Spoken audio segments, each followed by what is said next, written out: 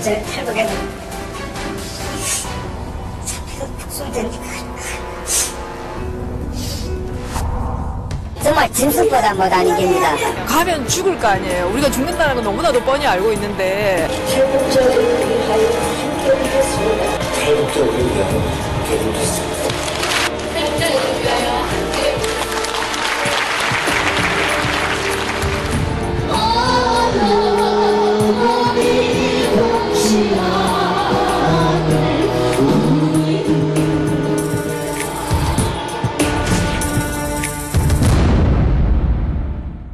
탈북자 20여 명이 중국에서 체포됐습니다. 지난달 14일 중국에서 체포된 탈북자들이 우리 정부에 긴급 구제를 요청하면서 불거진 탈북자 북송 문제. 보도된 뒤 자유선진당 박선영 의원이 단식 농성에 들어간 데 이어 연예인들까지 한자리에 모여 탈북자 북송을 막아달라고 호소하고 나섰습니다.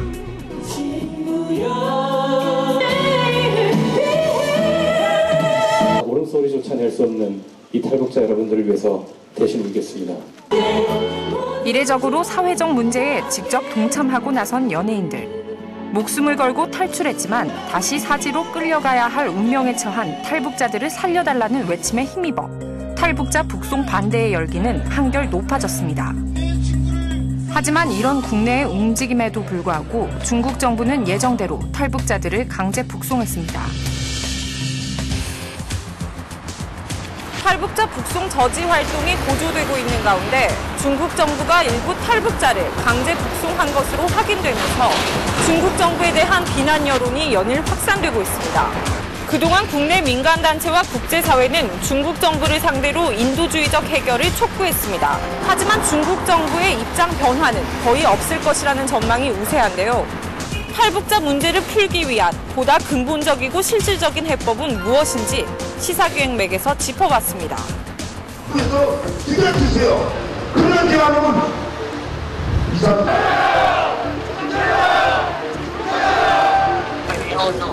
오늘도 중국 대사관 앞에선 항의 집회가 이어지고 있습니다. 연일 중국 정부를 향해 탈북자 강제 북송을 즉각 중단하고 탈북자의 인권을 보호할 것을 촉구하고 있는 북한 인권 관련 단체들. 사실 이들은 이번 사태가 일어나기 훨씬 오래전부터 탈북자 북송에 반대하는 집회를 계속 열어왔습니다. 중국이 선진국이 되면 인권을 개선하는 나라로 변할 수 있고 그러면 탈북자의 인권을 보호하는 정책을 펼칠 것이라는 생각을 가지고 저희가 생각을 바꿔서 선진 중국을 기원하고 탈북자 강제 북송 중지를 호소하는 집회를 하자. 그래서 2008년 9월부터 올림픽 후부터 지금까지 174차를 시행하고 있습니다. 중국 국민 여러분, 탈북자를 살려주세요. 살려주세요. 사랑해주세요. 박선영 의원에 이어 탈북자들도 단식 농성에 동참하고 있습니다. 나 영하 43도까지 살아봤는데 뭐 추워요. 괜찮아요. 죽으러 가는 사람에 비하면 아무것도 이건 사치죠. 추위보다 더 견디기 힘든 건 사람들의 무관심이라고 말하는 이 씨. 19일간의 단식을 중단하며 다시 한번 관심을 당부했습니다. 우리 국민이 나서야 돼요. 우리 국민이 북한에 있는 사람들이 탈북자들이 자기 가족이라고 생각하고 자기 형제라고 생각하고 자기 민족이라고 생각하고 내가 여기서 등 따스고 배부른 것만 생각하지 말고. 점차 사회적 분위기가 확산되면서 관련 단체들은 이를 계기로 탈북자 문제의 전환점이 마련될 것으로 보고 있습니다. 다음 달 말에 탈북자 강제 북송 중지를 위한 국제 회의를 한국에서 개최하려고 합니다. 그러면 전 세계의 인권 단체들과 인권 활동가들을 한국으로 초대해서 이 강제 북송 문제를 해결하는 그런 회의를 할 예정입니다. 그리고 이번만큼은 탈북자 북송을 반드시 막아야 한다. 거기엔 이유가 있었습니다. 김정일 사망 직후 국경 통제를 강화한 북한. 김정일 사망으로 인한 내부적 혼란을 방지하고 후계자 체제를 안전하게 이어가기 위해 애도 기간 중 탈북을 시도하는 자는 삼족을 멸하라는 특명이 내려집니다. 북송되면 곧 사형당한다는 소문도 파다합니다. 이런 같은 거는 안전부라든가 이런 레벨이 낮은 그런 것이 있어야 되는데 그 도어보이부 본부에 지금 구류되어 있기 때문에 상당히 지금 그 형벌에 대해서 우리가 좀 우려하고 있거든요. 20명에서 30명 정도라고 얘기를 하더라고요. 예, 그 건물의 2층에 지금 조사실이 있는데 거기에 감옥도 있답니다. 감옥, 그러니까 뭐라 그러죠? 그 구류할 수 있는 구류장이 있죠. 네, 20-30명, 예, 유치장이 있죠. 20-30명 정도. 현지 소식통에 따르면 현재 중국에서 북송을 기다리고 있는 탈북자는 무려 400여 명. 대대적인 탈북자 체포의 숨은 공신은 바로 북한 안전부의부 요원들입니다. 무역상으로 위장해 투입된 안전부의부 요원들이 함정 수사를 벌이고 있는 겁니다. 중국 공안 집차가 사람들을 데리고 왔다는 거예요. 그리고 중국 쪽에는 중국 공안 집차가 서 있었고, 그리고 북한 보위부 성원 2명에서 사람을 데리고 두만강을 넘어갔다. 그리고 강변 맞은편에는 그 보위부 사람들을 보이는 사람들이 손전지를 이렇게 비치고 있더라. 탈북자들의 북송은 어떻게 이뤄지는 걸까? 중국 공안에 체포되면 일단 국경지대의 변방 구류소로 이송된 뒤 북측에 넘겨집니다. 현재 탈북자들의 주요 북송 경로는 3곳. 두만강 지역의 투멍과 압록강 지역의 단둥이 대표적 북송 경로입니다. 트럭이나 버스나 태워서 보내는 거죠. 중국 이 도문에서 버스나 트럭에 실어서 이 본성군 남양이라고 하는 다리를 건너서 보내지고요. 여기도 단둥에서 이 신의주 다리를 건너서 보내게 되어 있기 때문에 이곳에 10곳 가까운 곳이 있습니다. 북송된 탈북자들, 그들의 운명은 어떻게 되는 걸까? 탈북자들이 주로 가는 곳은 집결소와 교양소. 2000년대 이후 주로 북송된 탈북자들의 구금시설로 사용되고 있습니다. 집결소, 교양소, 노동단련대, 그리고 교화소, 그리고 정치범 수용소, 크게는 7종류의 구금시설을 갖고 있습니다. 북한 전역에 위치한 각종 구금시설들. 그중 처벌 수위가 가장 높은 곳은 정치범 수용소로 살아서는 나오지 못한다는 인간지옥으로 불리는 곳입니다. 탈북자는 곧 민족 반역자로 정치범 수용소 행이 예고되는 상황. 북송되면 끝이라는 절박한 위기에 처한 탈북자들을 돕기 위해 지난 7일 촛불이 밝혀졌습니다. 서울에서 탈북자들이 많이 살고 있다는 노원구 중계동입니다. 연일 중국 정부를 상대로 탈북자들의 강제 북송을 반대하는 목소리가 커지고 있는 가운데 오늘 이곳에서도 탈북자들과 지역민이 함께하는 촛불 집회가 열리고 있습니다. 탈북자들이 이제 강제 북송되면 그들에게는 오직 죽음과 정치 수용소 행밖에 없습니다. 다행히 북송의 위기를 넘겨 한국 땅에 안착한 이들. 하지만 오랜 시간에도 불구하고 이들에게 탈북과 북송은 여전히 떠올리기조차 싫은 악몽입니다. 사실 우리 탈북 그걸 어떻게 가늠할까요? 숫자에는 적도가 숫자로 사는 게인데 이제 그 국경을 넘는 순간 잡히면 내가 북한법에 따라 처벌을 받겠죠?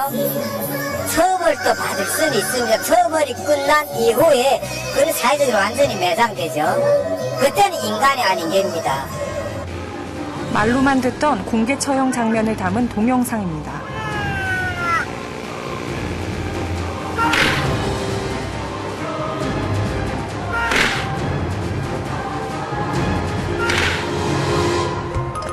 취재진은 집회 현장에서 만난 탈북자들을 통해 탈북과 북송 당시의 상황을 좀 더 상세히 전해드릴 수 있었습니다.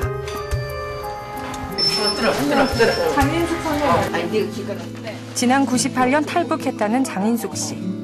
혁명가 유가족으로 평양에서 잘 나가던 장 씨의 집안이 하루아침에 반역자로 물린 건 소련 유학 중이던 장남의 한국행 때문이었습니다. 24시간 내에 평양을 떠나라는 명령을 받은 장 씨 가족. 가만히로 덮어 씌워진 채 국가안전보위부로 끌려간 일가족은 자신들이 정치범 수용소로 갈 것이라는 사실을 알게 되자 탈북을 결심합니다. 죽음을 각오하고 뛰어든 두만강. 다행히 장 씨 일가는 탈북에 성공해 큰아들과 재회하게 됩니다. 일단 두만강 물이 그때는 얼마나 그야말로 얼마나 넓은지 얼마나 깊은지 전혀 모르지거든. 우리를 보위부에 잡혔다가 나왔기 때문에 뒤돌아설 수 없지. 어디 뒤에서 총알 뒤에서 총을 맞을 수도 있고 물에 떤 데가 죽을 수도 있고. 그러니까 북한에서 나오실 때 탈북에 성공한 데 이어 한국 땅으로 오기까지 어려움도 많았다는 장 씨. 숱한 고비 끝에 안정적으로 한국 땅에 정착했지만 장 씨에겐 평생 끌어안고 살아가야 하는 지울 수 없는 상처가 하나 있습니다. 탈북 과정에서 헤어진 둘째 아들. 그때 어머니 밥이 안 넘어가서. 안 넘어가지. 어떻게 밥을. 정치범 수용소로 끌려간 뒤 생사조차 알 길이 없습니다. 언제 어디서 나타날지 모르는 중국 공안과의 쫓고 쫓기는 전쟁. 중국 공안에게 붙잡혀 북송됐을 때 겪게 되는 참상은 상상 이상의 것이었습니다. 이런 형이 어디서 받으십니까? 이게 저기 청소기에서 나온 거예요. 청소기. 가정용 청소기 있잖아요. 지난 2003년 5월에 한국으로 들어온 탈북자 이모 씨. 한 차례 북송을 경험한 그의 손은 그간의 순환을 말해주고 있었고 북송된 뒤 노동 단련대로 끌려간 아내는 임산부도 가리지 않는 북한의 인권 탄압을 증언하고 있습니다.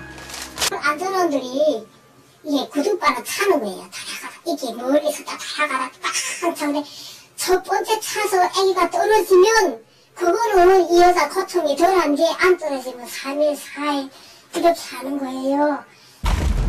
구타와 폭력이 아무렇지 않게 일어나는 수용소 생활. 남자 감옥에선 차마 눈뜨고 볼 수 없는 충격적인 장면들도 목격됐습니다. 남자들이 실온이 하나도 안 걸치고요. 지금 이렇게 기계해요. 네 발로 이렇게 기계해요. 이 내나라 내 사람들이 이렇게까지 하는가. 노동 단련대 1개월형을 끝내고 풀려나자마자 부부는 다시 두만강을 건넙니다. 하지만 그것도 잠시. 결국 다시 덜미를 잡혀 북한 땅으로 돌아온 그들을 기다리고 있는 것은 지옥의 수용소였습니다. 해령감에서 제일 악질적인 건 물 한 모금을 안 줘요. 조직교소에 그 사람 시체가 수레를 막 쓸려 나왔어요. 그가 굶어 죽고 뭐 하여튼 맞아 죽고 한 놈이가. 수용소에서의 끔찍한 악몽은 오히려 이들을 또다시 국경선으로 이끌었고 2003년 베트남과 태국을 거쳐 부부는 한국 땅을 밟습니다.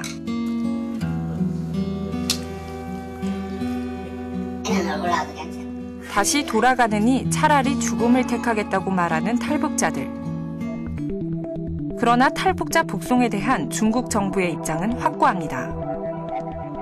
최대 5만 명으로 추정되는 중국 내 탈북자.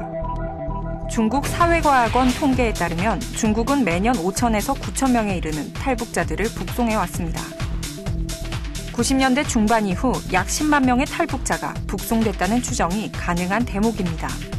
이에 비해 한국에 들어온 탈북자는 2만여 명. 1명이 자유를 찾는 동안 5명이 북송된 셈입니다. 중국 대사관 앞에서 단식 릴레이를 이어가고 있는 농성단. 이들은 중국 정부의 인도주의적 결단을 촉구하고 있습니다. G2라는 이 중국이 이런 인권 문제를 제대로 생각하지 않는 중국이 어떻게 G2에 감히 들어갈 수 있겠냐. 전 세계에 있는 인권 운동 단체들이 힘을 합쳐서 우리하고 힘을 같이 해가지고 중국 정부를 움직이게 해야 된다고 생각을 해요. 지난 5일 집회 현장을 방문한 안철수 원장 역시 인권의 가치를 강조했습니다. 네. 인권 문제 그리고 사회적 약자에 대한 보호 문제는 정말 무엇과도 바꿀 수 없는.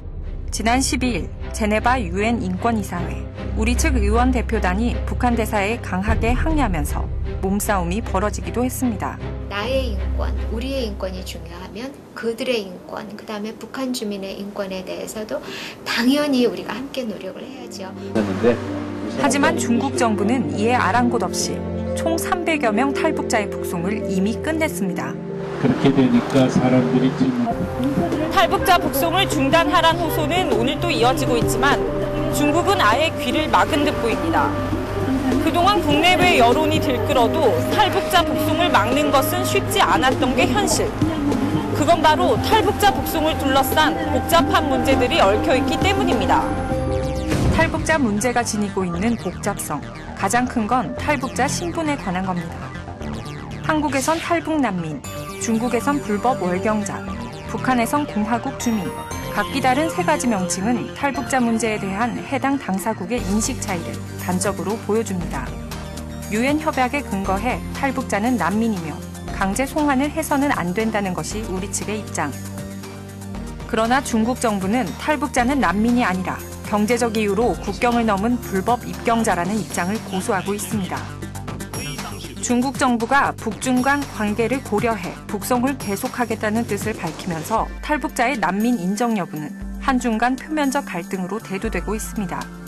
중국이나 북한이 유엔 회원국이라면 당연히 유엔이 협약을 맺고 그들이 비준을 한 국제법에 대해서는 지키라고 촉구를 해야 되고 압박을 가해야 되지요. 그러나 탈북자의 난민 인정 문제가 그리 단순한 것은 아니라는 시각도 있습니다. 경제적 난민을 국가적으로 인정하게 되면은 그걸 이유로 해서 불법해서 월경한 경우가 굉장히 많이 생기거든요. 중국을 특화시켜서 볼 수 없는 문제고, 그래서 세계적으로 보면 굉장히 어렵습니다. 이거는 유럽 국가들도 거의 인정 안 하고 있는 것들이기 때문에, 사실 난민이라는 것이 듣기는 조금 그렇게 볼 수 있지만 현실적으로 그걸 통해서 해결한다는 건 좀 현실 가능성에서는 좀 굉장히 어렵다고 보고 있습니다. 탈북자를 난민으로 인정할 수 없는 중국 내부의 현실을 냉철히 봐야 한다는 지적입니다. 탈북자 문제에 대한 우리 정부의 외교 전략 전환 역시 논란거리입니다. 그간의 조용한 외교에서 벗어나 최근의 여론에 따라 공개 외교로 전환한 우리 정부. 한중 실무회담에서 탈북자 문제를 공개적으로 거론하는 등 중국에 대한 압박 수위를 높이고 있습니다. 그러나 중국이 열쇠를 쥔 상황에서 일방적 압박이 아닌 한중 협력을 바탕으로 한 현실적 대안을 모색해야 할 필요가 있습니다. 국제사회 유엔을 통한 중국에 대한 어떤 압력도 필요하고, 또 실질적으로는 한중 간의 탈북자와 관련한 양자적인 협의를 통해서 중국이 갖는 부담을 덜어줄 필요가 있습니다. 또한 외교부와 국정원, 통일부로 나눠져 있는 탈북자 관리 시스템의 정비와 함께 탈북자에 대한 우리 내부의 시선을 돌아보는 것 역시 선행돼야 할 과제입니다. 일단 우리 사회에서 발 못 붙이고 있는 2만 명 넘는 탈북자들한테 우리 사회가 진짜로 뭘 했냐 이런 것도 생각해 볼 필요가 있습니다. 중국 정부를 욕하고 중국 사회를 욕하기에 앞서서 우리는 그럼 탈북자들을 받아들였냐, 이 문제도 같이 가야 되는 거거든요. 90년대 말부터 본격화된 탈북자 북송 사태. 그러나 그동안 강제 북송 관련 사건이 터질 때마다 우리 정부는 근본적인 대책을 내놓기보다는 억류된 탈북자의 신변 처리에만 주력해왔습니다. 앞으로도 계속될 탈북자 북송 문제, 보다 근본적이고 심층적인, 다각적인 접근이 필요한 때입니다. 시사계획맥 오지혜입니다.